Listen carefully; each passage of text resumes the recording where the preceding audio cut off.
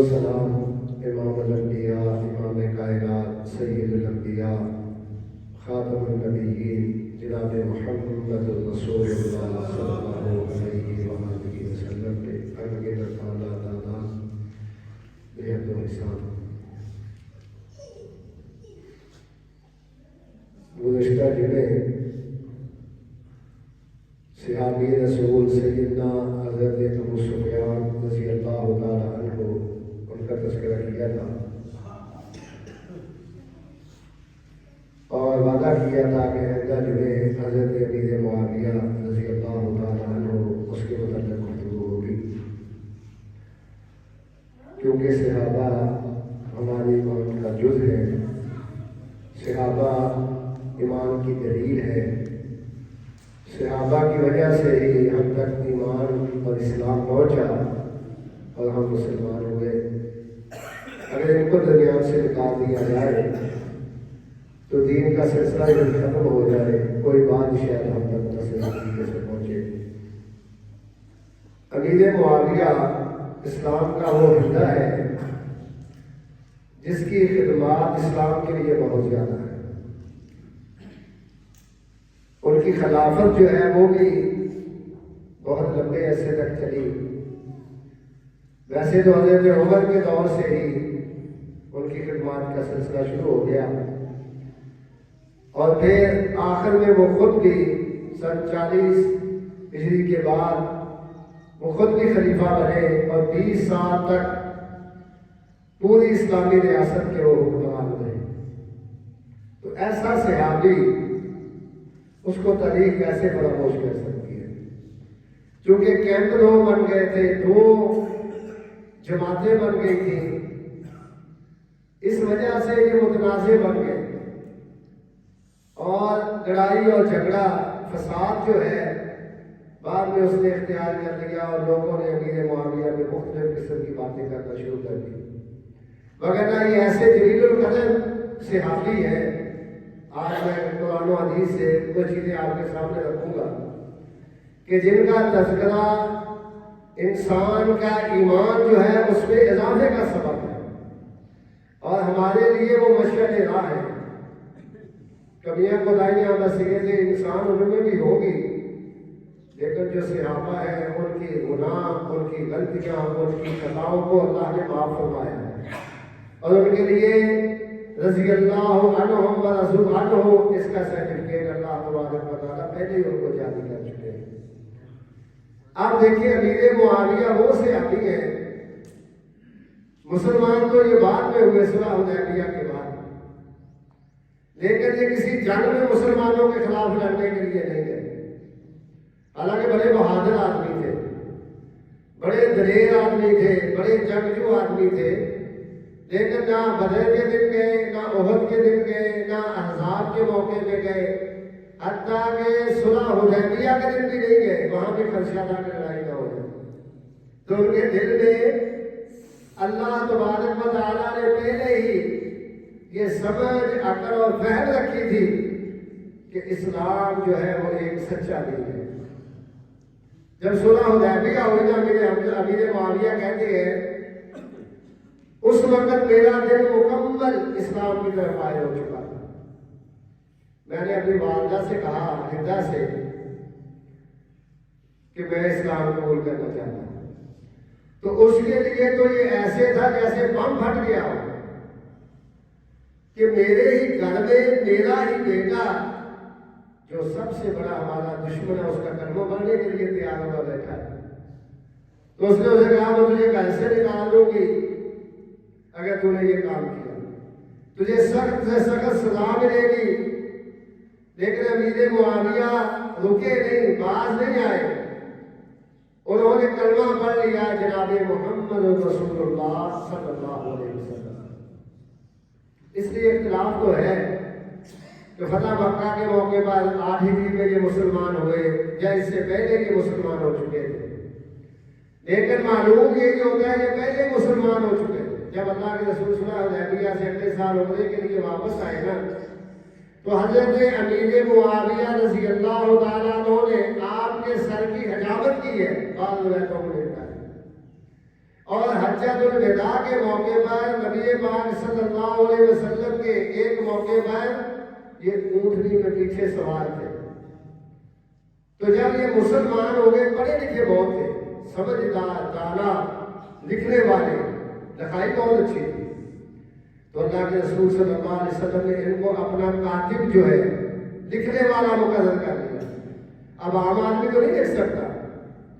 یہ بڑے معزز لوگ تھے جن کی ڈیوٹی یہ لگائی گئی تھی کہ آپ نے قرآن لکھنا ہے اور حدیث لکھنی ہے. اب کچھ لوگ نا، یہ چونکہ حدیثوں میں موجود ہے، بخاری میں موجود ہے، مسلم میں موجود ہے کہ 13 لوگ اللہ کے رسول صلی اللہ علیہ وسلم نے جو مقرر کیے تھے، جو قرآن لکھتے تھے، حدیث لکھتے تھے، اور خصوصاً قرآنی آیات کو قلم بند کرتے تھے، وہ 13 قرآن تھے، 13 حضرات تھے.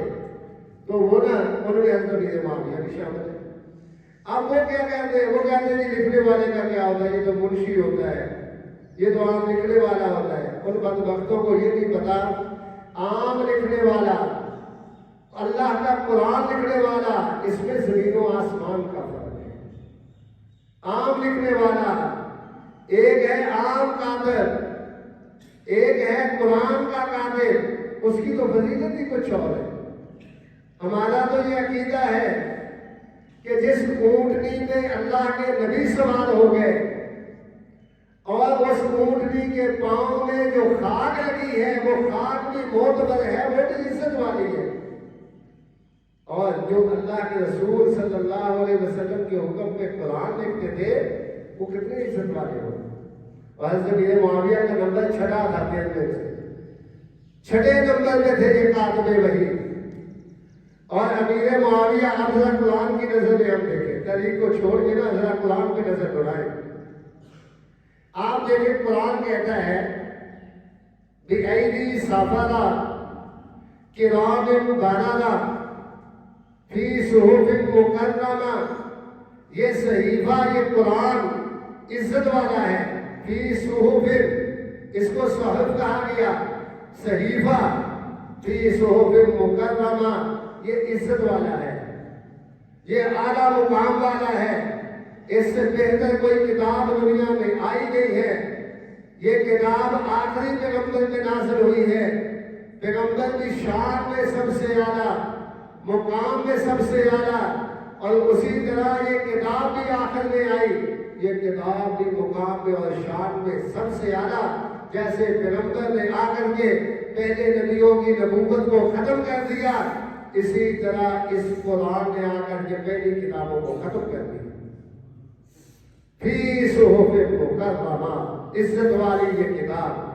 بِأَيْدِي سَفَرَةٍ، اس کو لکھنے والے اللہ فرماتے ہیں ان کے ہاتھ روشن ہیں. بِأَيْدِي سَفَرَةٍ، لکھنے والے روشن ہاتھ والے. امیر معاویہ کا ہاتھ روشن، حضرت عثمان کا ہاتھ روشن، جو لکھنے والے ہیں سب کا ہاتھ روشن. بِأَيْدِي سَفَرَةٍ.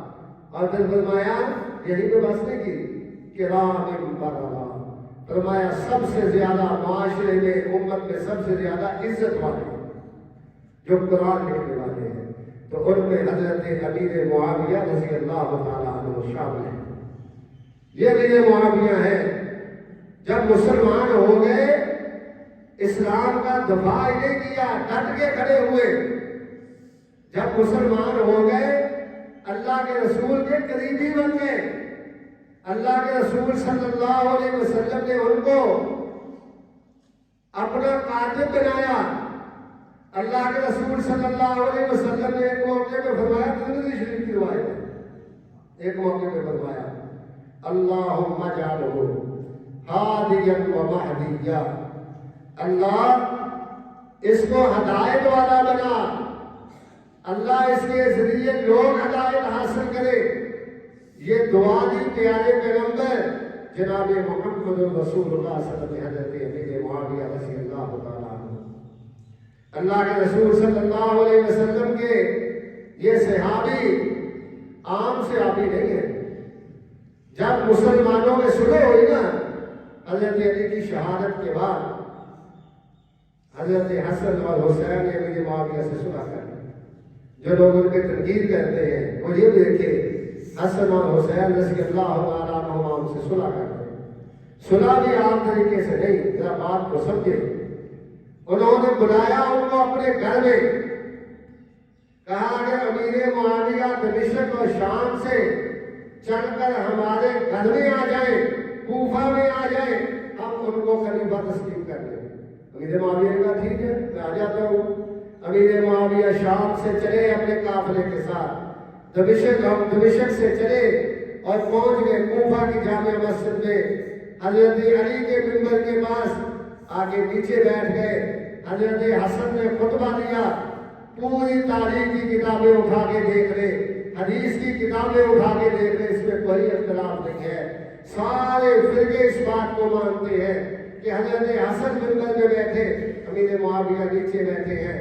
تو حضرت حسن نے کہا لوگوں میں اعلان کرتا ہوں میں نے امیر معاویہ سے صلح کر لی ہے، میں نے اس کو اپنا خلیفہ مان لیا ہے، میں نے حکومت اس کے سپرد کر دی ہے اور میں حکومت کو چھوڑ رہا ہوں۔ میں امیر معاویہ کو دعوت دیتا ہوں کہ وہ منبر پہ تشریف لے آئے اور خود نیچے بیٹھ گئے۔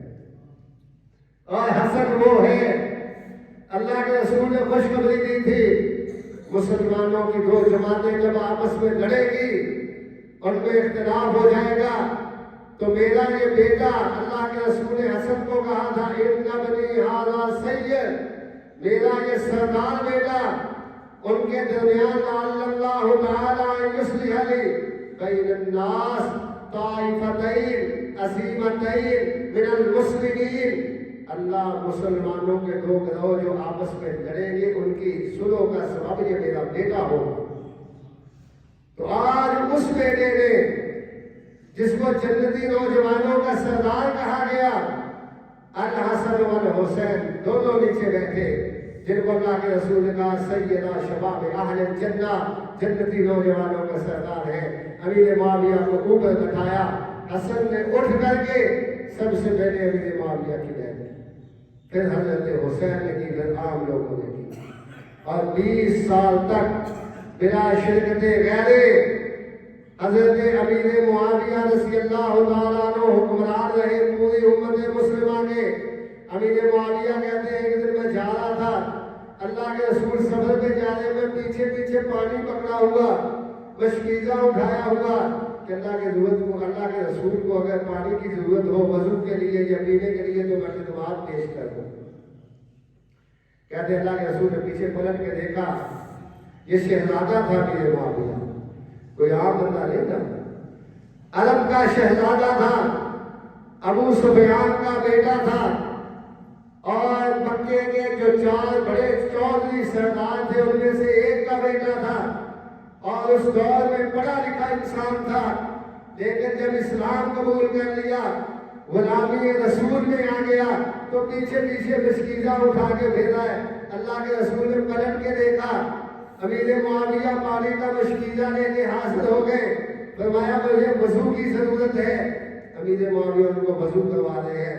امیر معاویہ کہتے ہیں اللہ کے رسول صلی اللہ علیہ وسلم نے وضو کرواتے ہوئے مجھے فرمایا امیر معاویہ تجھے دنیا کی حکومت ملے گی، اسلام کا تو حکمران بنے گا، میں تجھے یہ وصیت کرتا ہوں جب تو اسلام کا حکمران بن جائے نیک لوگوں کے ساتھ اچھا سلوک کرنا۔ امیر معاویہ کہتے ہیں مجھے اس وقت سے یقین تھا کہ پیارے پیغمبر جناب محمد رسول اللہ کی کہی ہوئی بات غلط نہیں ہو سکتی۔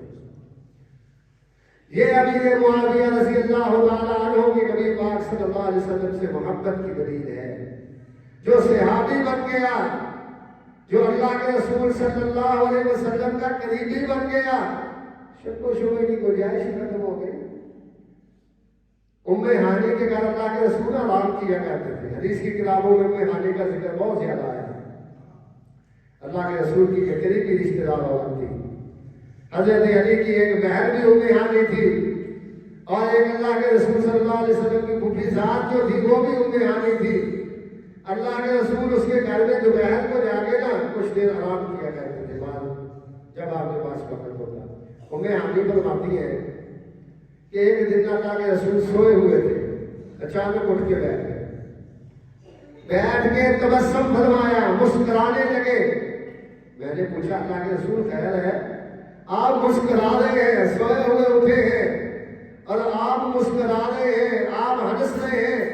تو اللہ کے رسول صلی اللہ علیہ وسلم نے فرمایا مجھے دکھایا گیا۔ کیا دکھایا گیا؟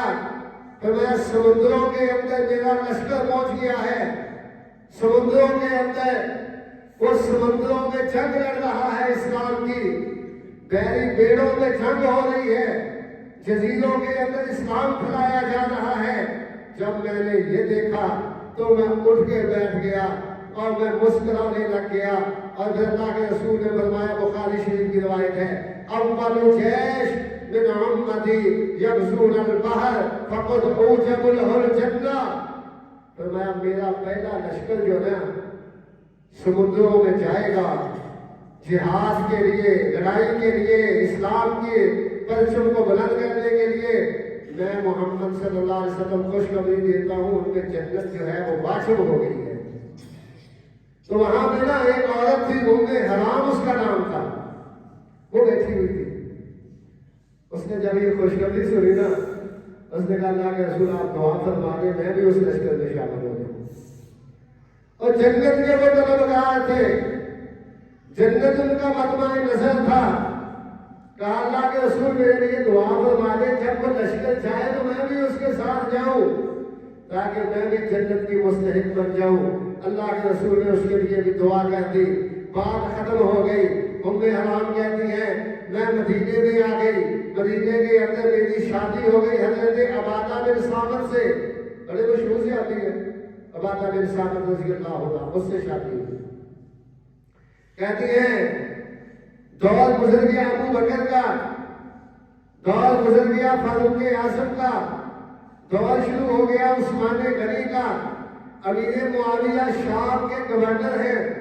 میں جس نقطے پہ آپ کو لانا چاہتا ہوں، امیر معاویہ کی شان کو ذرا ملاحظہ کرے، کسی رافضی کی بات میں نہ جائے، کسی دشمن صحابہ کی بات میں نہ جائے۔ حضرت امیر معاویہ شام کے گورنر ہیں، انہوں نے یہ حکم دیا پہلی بیٹا تیار کیا جائے، اب اسلام کو اور زیادہ پھیلانا ہے، اسلام کو سرحدوں سے باہر نکالنا ہے، اب سمندروں میں بھی جنگ لڑنی ہے۔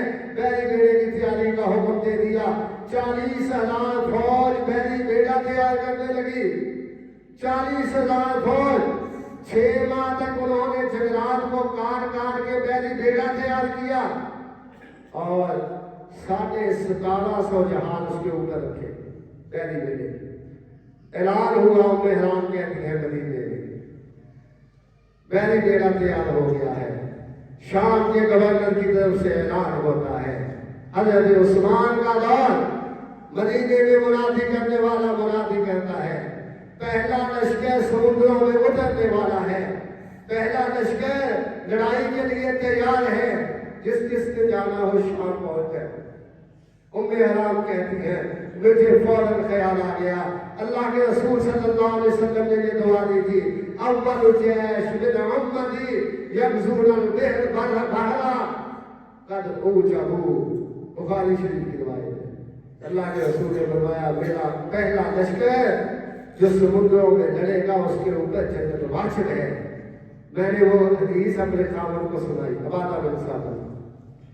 تو عبادہ بن صامت نے کہا چلو سامان پیک کرو، چلو تیاری کرو۔ شام میں پہنچے، امیر معاویہ گورنر ہے، امیر معاویہ نے وہ لشکر تیار کیا ہے، بحری بیڑا بھی تیار ہے، فوج بھی تیار ہے، سارے لڑنے کے لیے آئے ہوئے لوگ بھی بیٹھے ہوئے ہیں۔ امیر معاویہ نے کہا 70 جہاز اس میں سے علیحدہ کر دو، 70 جہاز ان کو علیحدہ کرو۔ پھر ملک و طول و عرض سے انہوں نے قاریوں کو بلایا جو بہترین قاری تھے، بہترین قرآن پڑھتے تھے، ان کو بلایا، کہا ایک ایک جہاز میں 10 قاری سوار ہو جاؤ۔ انہوں نے کہا ہم نے کیا کرنا ہے؟ کہا تم نے کچھ نہیں کرنا، تمہاری ایک ہی ڈیوٹی ہے، تم نے سمندر کے اندر جتنے جزیرے ہیں جزیروں پہ پڑاؤ کرنا ہے، جہاں جہاں لوگ رہتے ہیں وہاں اسلام کی دعوت دینی ہے۔ وہ 10 کو امیر معاویہ نے جزیروں میں بھیجے، وہ وہاں پہ پہنچے، انڈونیشیا میں اسلام پہنچا، عرب میں اسلام اگر کسی نے پھیلایا تو وہ جناب محمد رسول اللہ تھے، عجم میں اسلام کسی نے پہنچایا تو وہ فاروق اعظم تھے، اگر شام کی سرحدوں سے باہر نکال کر کے گسان تک گیا اسلام، قسطنطنیہ تک اسلام پہنچا، افریقہ کے جنگلات میں اسلام پہنچا، تو اس کا صحرا صرف اور صرف امیر معاویہ کو جاتا ہے رضی اللہ تعالیٰ۔ پہلی بیڑا تیار ہے، روم کی طرف چڑھائی ہے، روم کو جانا ہے۔ عبادہ بن صامت پہنچ گئے شام میں، امیر معاویہ رضی اللہ تعالیٰ عنہ سے کہا میں تجھے خوشخبری سنانا چاہتا ہوں۔ امیر معاویہ نے کہا جلدی سنائیے۔ کہا خوشخبری یہ ہے میری بیوی نے اپنے کانوں سے جناب محمد رسول اللہ سے سنا تھا صلی اللہ علیہ وسلم کہ پہلا لشکر جو سمندروں میں لڑے گا اسلام کے لیے جہاد کرے گا اس کے اوپر جنت واجب ہے، اور میری بیوی بھی ساتھ آئی، ہم کو بھی اس میں شامل کر دیں، ان کو بھی اجازت ملی۔ اور حرام جو ہے اسی غزوے میں شہید ہوئی، اسے جنگ میں شہید ہوئی۔ روم کے بادشاہ نے، روم کے پوپ نے لوگوں کو جمع کیا، اس نے کہا اتنا بڑا لشکر آ رہا ہے اور پہلی بیڑا مسلمانوں کا آ رہا ہے، ہم اس کا مقابلہ نہیں کر سکتے، ہم اس کا مقابلہ نہیں کر، ہاتھ کھڑے کر دیے۔ تو اسلام عرب کے کناروں سے نکل کر کے جزائر تک اور افریقہ تک اور روم تک پھیل گیا۔ یہ کس کو سہرا جاتا ہے؟ جناب امیر معاویہ رضی اللہ عنہ۔ عام بندہ نہیں تھا یہ صحابی، اونچے مرتبے والا، جسے اللہ کے رسول صلی اللہ علیہ وسلم نے دعائیں دی تھی، جسے اللہ کے رسول صلی اللہ علیہ وسلم نے اپنا کاتب بنایا تھا، جسے ہادی اور مہدی کہا تھا۔ اعزاز دیکھیے ان کی بہن جو ہے وہ اللہ کے رسول کے گھر میں ہے، ام حبیبہ رضی اللہ عنہ۔ تو اس لحاظ سے جناب محمد رسول اللہ ان کے بہنوئی بھی ہیں، رشتے داری بھی ہے۔ امیر معاویہ اللہ کے رسول کے فرمان پہ مر مٹنے والے۔ ایک دن اللہ کے رسول بیٹھے ہیں، غسان کا شہزادہ آیا، اس نے کہا اللہ کے رسول میرے ساتھ کسی کو بھیجیے، میں کچھ تحائف لایا ہوں، ہمارا قافلہ 6 میل دور ہے مدینے سے، وہاں پہ آپ کے لیے کچھ تحائف ہیں، آپ کسی کو بھیجے، وہ جائے اور جا کر کے وہ تحائف وصول کر کے آپ کو دے دیں۔ اللہ کے رسول نے کہا معاویہ کدھر ہے؟ معاویہ بیٹھا ہوا ہے۔ اللہ کے رسول نے میرے معاویہ کو حکم دیا، غسان کا بادشاہ گھوڑے میں بیٹھا ہے، پورا شہزادوں کا پروٹوکول ہے اس کا، اس نے یہ بات کہی اور گھوڑے کو اس نے چلایا۔ امیر معاویہ کو اللہ کے رسول نے حکم دیا یہ جو جا رہا ہے اس کے پیچھے پیچھے چلے جاؤ اور اسے جو کچھ دے وہ وصول کر کے میری خدمت میں آ جاؤ۔ اللہ کے رسول کو دے دیا، بات ختم ہو گئی۔ معاویہ نے جوتا نہیں پہنا، کہیں اللہ کے رسول کے حکم کی دیر نہ ہو جائے۔ ہم تو تصور بھی نہیں کر سکتے ان لوگوں کی محبت کا عالم کیا تھا، ان لوگوں کے پیار کی علامت کیا تھی، اللہ کے رسول کے ساتھ کیسی محبت ہے، کیسا عالم ہے۔ اور کبھی کسی صحابی کو اللہ کے رسول کہتے ہیں اجلسو بیٹھ جاؤ، صحابی جوتوں میں بیٹھ جاتا ہے، اور ادھر امیر معاویہ رضی اللہ تعالیٰ عنہ ہے بغیر جوتا پہنے ہوئے بس گھوڑے کے پیچھے دوڑے۔ حضرت امیر معاویہ اتنے بہادر ہیں، اتنے تیز رفتار دوڑنے والے ہیں، گھوڑے کو جا لیا اور اسے کہا غسان کے بادشاہ کو گھوڑا روکو۔ اس نے روکا، یہ شہزادہ رکا، کہا مجھے بھی ساتھ سوار کر لو۔ اس نے کہا چل چل تو غلام ہے۔ اس نے سمجھا وہ غلام ہی ہوگا نا، جسے ہماری زبان میں ہم کہتے ہیں تو کمی قلیل ہے، تیری یہ جرت تو میری گاڑی پہ سوار ہو جائے، تو میرے منصب پہ بیٹھ جائے، تو غلام ہے، میں تجھے نہیں بٹھاتا۔ تو حضرت امیر معاویہ نے کہا چلو تو گھوڑے پہ سوار ہے، تو اوپر بیٹھا ہے، نیچے پتھریلی زمین ہے، پاؤں چل رہے ہیں، گرمی کا دن ہے، اپنا جوتا ہی مجھ کو دے دے۔ اس نے کہا نہیں نہیں یہ جوتا بھی تجھے نہیں مل سکتا۔ امیر معاویہ پیدل ہی اس کے پیچھے دوڑ لگاتے ہوئے 6 میل کا سفر کیا، تحائف دیے، 6 میل کا سفر اسی طرح واپس کیا۔ بات یہیں پہ ختم نہیں ہوئی، آقا کائنات بیٹھے ہوئے تھے، امیر معاویہ نے لا کے سامان سامنے رکھ دیا۔ اللہ کے رسول نے فرمایا معاویہ جوتا بھی نہیں پہنا۔ معاویہ نے کہا اللہ کے رسول اس لیے نہیں پہنا کہیں آپ کی نافرمانی نہ ہو جائے، کہیں حکم کی تعمیل میں دیر نہ ہو جائے۔ اللہ کے رسول نے فرمایا پھر گئے کیسے؟ سارا واقعہ بیان کیا، پیدل دوڑ کے گیا، پیدل دوڑ کے واپس آیا، پاؤں کے زخم اللہ کے رسول نے دیکھے تو نبی پاک صلی اللہ علیہ وسلم نے فرمایا احلم من امتی معاویہ، احلم من امتی معاویہ، سب سے زیادہ علم والا میری امت میں اگر کوئی ہے تو حضرت امیر معاویہ ہے رضی اللہ۔ اب بات یہاں پہ ختم ہو گئی؟ نہیں، ابھی تو بات شروع ہوئی ہے۔ وہ دور بھی آ گیا، وہ دور بھی آ گیا، حضرت امیر معاویہ رضی اللہ تعالیٰ عنہ بادشاہ بنے، شام کے بادشاہ ہیں امیر معاویہ رضی اللہ تعالیٰ عنہ۔ اور پھر فوجیں چلی گئی، فوجیں پہنچ گئی، دمشق سے فوجیں پہنچی حضرت امیر معاویہ کے دور میں غسان کے علاقوں کو فتح کرنے کے لیے۔ جنگ شروع ہو گئی، 40,000 لوگ قید ہو کے آگے غسان کے، 40,000۔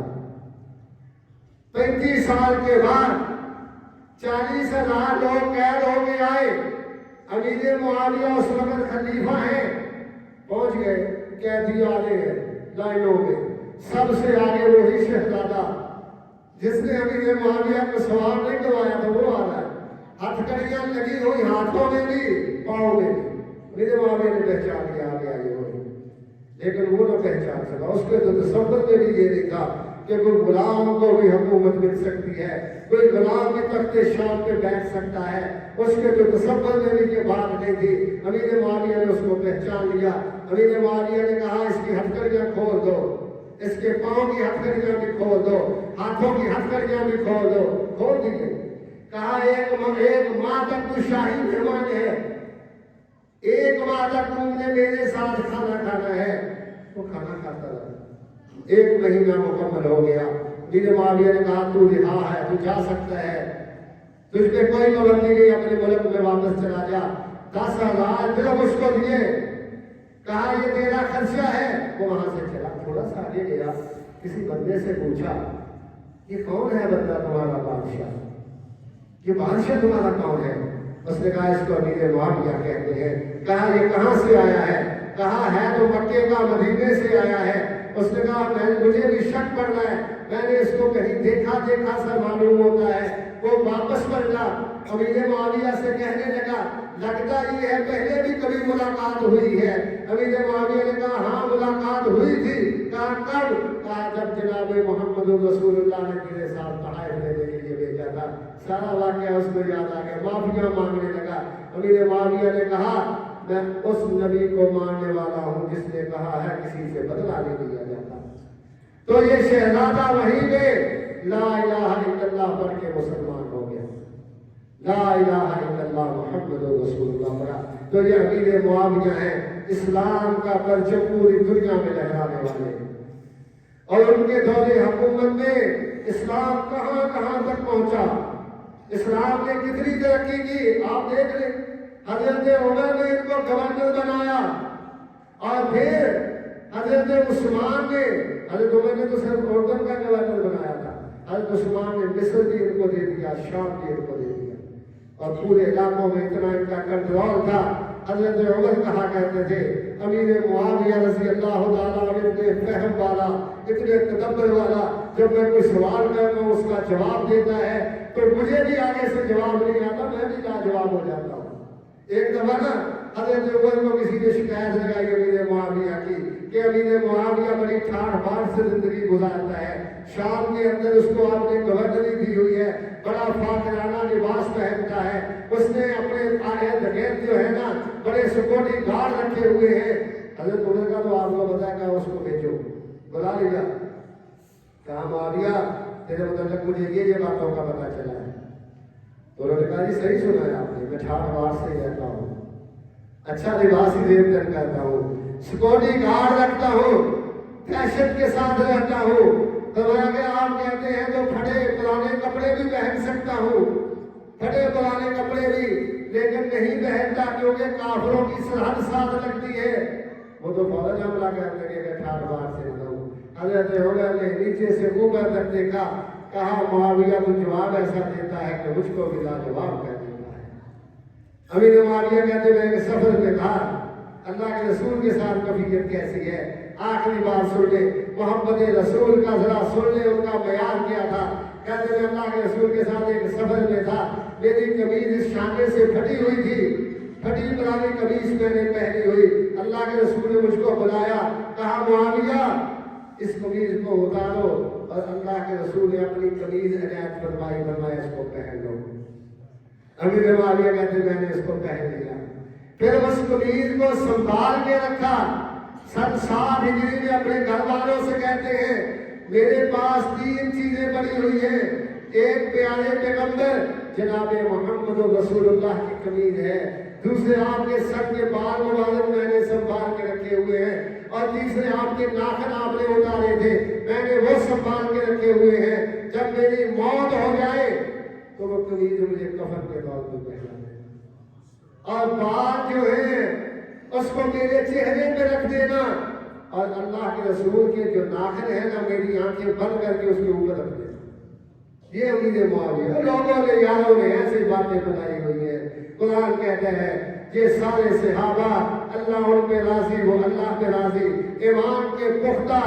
اللہ کہتے ہیں یہ کہتے ہیں کہ اوپر سے مسلمان تھے، اللہ کہتا ہے اولئک الذین امتحن اللہ قلوبہم للتقوی، میں نے ان کے دلوں میں جھانک کے دیکھا، آسمان والا رب کہتا ہے ان کے دلوں میں تقوی کے علاوہ کوئی چیز نہیں۔ اولئک الذین امتحن اللہ قلوبہم للتقوی لہم مغفرۃ واجر عظیم، ان کے لیے مغفرتیں ہیں اور اجر عظیم ہے۔ دعا ہے جہاں بھی امیر معاویہ لیتے ہیں اللہ ان کی قبر کے اوپر اپنی رحمتوں کو برسائے، اللہ سب صحابہ کا احترام کرنے کی ہمیں توفیق عطا فرمائے۔ واقول قولی ھذا واستغفر اللہ لي ولكم۔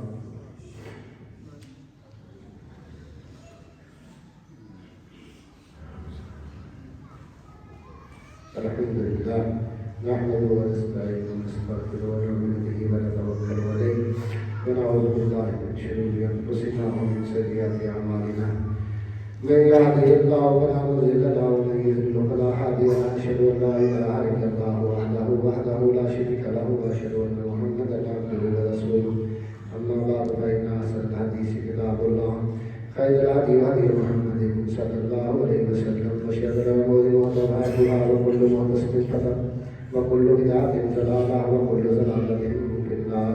ربنا آتنا في الدنيا حسنة وفي الآخرة حسنة وقنا عذاب النار۔ ربنا وهب لنا من أزواجنا وذرياتنا قرة أعين واجعلنا للمتقين إماما۔ اللهم ارحمنا أحوالنا ولا تنظر إلى سوء أعمالنا، ربنا ولا تحملنا ما لا طاقة لنا به، واعف عنا واغفر لنا وارحمنا أنت مولانا فانصرنا على القوم الكافرين۔ إن الله يأمر بالعدل والإحسان وإيتاء ذي القربى وينهى عن الفحشاء والمنكر والبغي يعظكم لعلكم تذكرون۔ سبحان ربك رب العزة عما يصفون وسلام على المرسلين والحمد لله رب العالمين۔